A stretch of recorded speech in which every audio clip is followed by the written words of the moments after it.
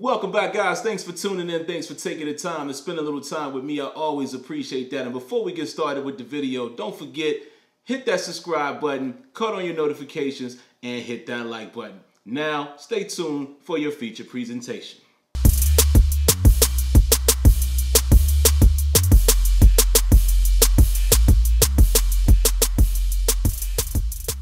Alright, so I've been getting a lot of requests, man. A lot of people have been hitting me up to talk about this topic with me being a Sixer fan. I said, hey, why not? You see, you got the Sixer hat on.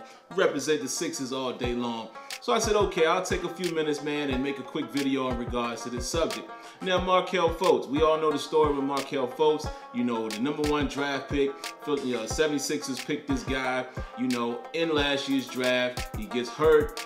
You know, early on in summer camp or whatever you want to call it, summer league, I think you call it. You know, again, I forget some of the terms in basketball, but gets injured there, and then later on, you know, he has a shoulder injury, and then it comes out that he has to get shoulder surgery.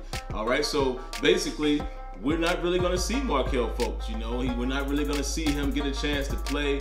Ben Simmons is emerging, you know, now that he's able to play since being injured last season. You know, of course, now you got Embiid. Everyone is balling, you know, nice nucleus of, you know, young talent. Good nucleus of young talent. You hear me getting tongue-tied there. I don't know what that was. But anyway, guys, you know, good nucleus of young talent. Looks like these guys are going to be special at some point. They're going to make the playoffs, you know, so great. Happy for that. Now, let's talk about Fultz, though, okay? Fultz now returns, okay? And in his return, he did fairly decent. You know, he got 10 points, if I'm not mistaken. But he did fairly decent, did some good things, you know, showed some ability with his dribble, you know, sizing up guys like Plumlee, making them look a little silly, hitting the shot. But it's just that, exactly that, the shot. We're going to focus on the shot because the shot is very important, which leads me to what the title of the video ensues. How he responded in the post-game interview. Now, I don't think the interviewer did anything wrong. I think she asked a valid question. You know, she asked about his injury. How does he feel about the injury? Things of that nature. And he chose not to answer it. And to me, I think he handled it very unprofessional. Like, I'm not going to say he's immature or whatever. Listen, I don't know the young man. You know, I'm not going to judge him like that. You know, I'm shying away from judging people. However, I will say, you're in Philly. You know, we all understand what that means. Certain markets like Philly or New York, the media and just the fans themselves will tear you apart. You know, that's not a good foot to get off on. You know what I'm saying? Like, you don't want to come off like that, because now if your game ain't what everyone expects it to be, they're going to always remember how you handled that. You know, I think it was a better way he could have avoided the question if he didn't want to talk about it. But I just didn't like how he just, you know, stayed silent. You know, he didn't even say next question. You know, at least the guys, the most brash guys that you might say, even a guy like, one of my favorite players, by the way, Russell Westbrook, even a guy like Russ would be like, okay, next question. He didn't even do that. He looked like a deer in the headlights.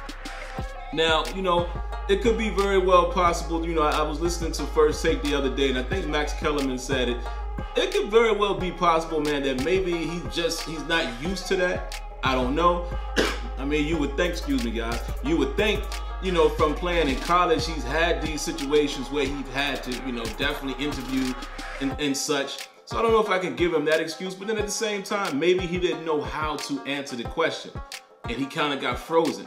But it looked like he was just ignoring them and just basically standing there and saying, I'm not going to answer your question, without saying, I'm not going to answer your question. So he's got to get better with handling the media in that regard. But it brings me to another point. You look at his jump shot. Clearly, that ain't the same shot he had. It clearly looks like something is broken. Now, I don't know if that's due solely to the injury. You know, maybe, you know, the shoulder is still giving him problems or what have you. Or, you know, somebody has changed his shot, which again would raise a question mark in my opinion. Why are you messing with his shot? You know, so some very interesting things there, and maybe we'll find out more information as, you know, things are uncovered. But I just wanted to, again, you know, oblige you guys. You've been asking me how I felt about it, the way he handled the interview. I didn't think it was a good look. I definitely didn't think it was a good look, and I think, you know, you don't judge him, you know, don't call him a bad kid, don't call him arrogant, don't call him ignorant. Listen, We're not in that man's shoes. Give that man the benefit of the doubt of learning from that mistake. But at the same time, I'm just trying to offer some advice along with my, opinion on the situation. You're gonna have to get a little tougher skin, way more tougher skin than that, dealing with the Philly market.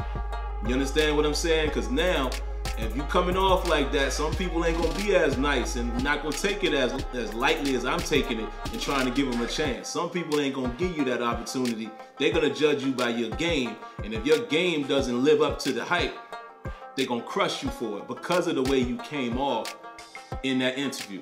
So again, I don't think the interviewer did anything wrong. I think she was on point with it. Valid question. He just didn't handle it the right way.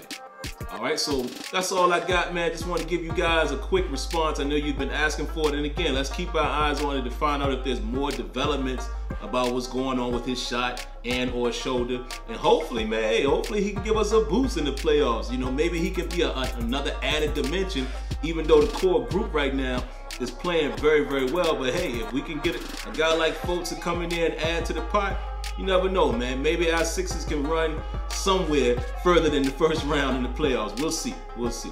All right, so that's all I got for you, man. So don't forget, if you haven't already, I'm going to remind you once again, subscribe to the channel, cut on your notifications, hit that like button, and we'll catch you in the next video. All right, until next time, let me know what you think. Peace.